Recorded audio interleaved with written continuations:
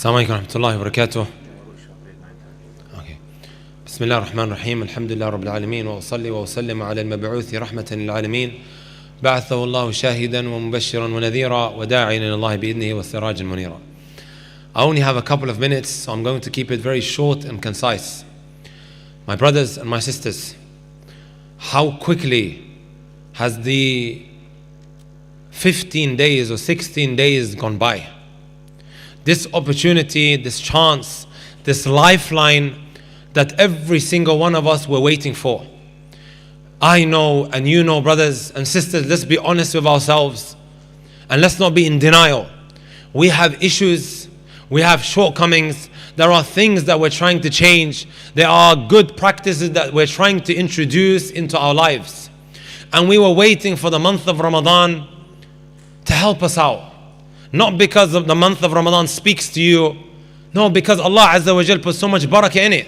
The scene has been set. The doors of Jannah have been swung open. The doors of hellfire have been slammed shut. And the shayateen have been locked up. Rasul said the shayateen. My brothers and my sisters, you know our iman has gone up, right? Praying in the night, fasting in the day, doing acts of worship. However, you know what a very, very common question is? I get it every year on Instagram. People are approaching me saying, why is it that in the month of Ramadan my iman went sky high, and then as soon as the sun set on the 30th day of Ramadan, I am back to square one. My iman has dropped again. Why? Right? I'll tell you all, my brothers and my sisters, you know the 10 nights that are around the corner. These 10 nights that are the greatest nights of the year, where all of our good deeds are multiplied on top of the multiplications that are already happening in this month.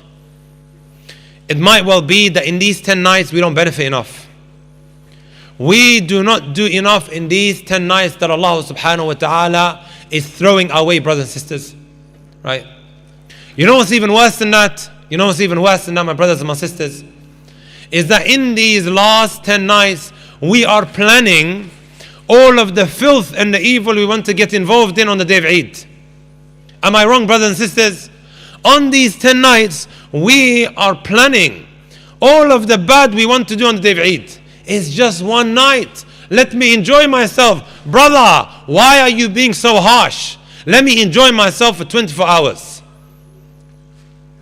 Even in the normal household, Netflix might be switched off in the month of Ramadan, and then on the day of Eid, a movie is switched on. And then we wonder, my brothers and my sisters, why my iman has dropped down the drain. Why it's gone down the drain?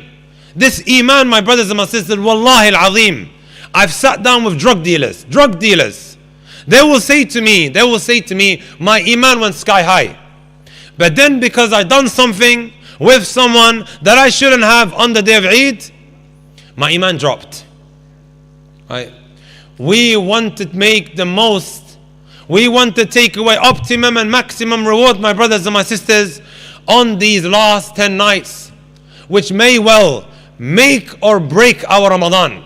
If you feel like you have wasted your time in these first number of days of the month of Ramadan, it's not all doom and gloom, brothers and sisters. The opportunity is still there. It's not how the race started, it's how the race finishes, my brothers and my sisters. There is still enough time for us to acquire the maghfirah of Allah subhanahu wa ta'ala. The nights of Al-Qadr is not just on the 27th night, brothers and sisters. Right? It moves around. We have this opportunity. We've maybe wasted ourselves. We've maybe, my brothers and my sisters, lost out on what was presented to us. Don't waste this opportunity that you have, my brothers and my sisters. Right? What are some of the things that we can do in these last 10 nights that are practical, my brothers and my sisters? Number one, we increase on our prayers at night. We increase on our prayers at night. The Messenger sallallahu alaihi wasallam, right? كان إذا دخلوا العشر الأواخر. What would he do? أحيا ليلة وأيقظ أهله وشد مئزرة. He would tie his lungi. He would give life to the night. And likewise, he would wake up his family. Wallahi al-azim, some of the scholars of the past, right, they would only go back to their beds while they were crawling because of how tired they would become, my brothers and my sisters. Right? In the last third, Allah Azza wa Jal is training us for us to make this a habit after the month of Ramadan. Try and pray as much as you can, my brothers and my sisters. As much as you can, try to pray. It is that time, that last third especially, where one draws the closest to Allah subhanahu wa ta'ala. Especially when you are in that sujood, my brothers and my sisters. أقرب ما يكون العبد من ربه وهو ساجد. The second thing, my brothers and my sisters, that is extremely, extremely immense and so rewarding. And wallahi, I'm not doing it because there's a fundraiser here. It is that which pertains to charity. The Messenger sallallahu alaihi wasallam, my brothers and my sisters, right, would walk into his house. I want to ask you guys, have you ever walked in your house, you opened the fridge and the fridge was empty? Have any of us ever walked into the house like that? I don't think we ever have. And if the fridge was empty, we had the money to go to the corner shop and to buy them foods. The Messenger sallallahu alayhi wa sallam, كما جاء في Sahih Muslim, right? دخل علينا يوما, Aisha said, one day he entered, right? And he asked, هل عندكم شيء? Is there anything? We said no. He said, إني إذن صائم. However, in the month of Ramadan, he was more quicker in giving than the wind that comes and swooshes by. This is how the Messenger sallallahu alaihi wasallam was. What would be given to him, he would go and give it elsewhere. Right? You know, my brothers and my sisters, may Allah honor every single one of you guys.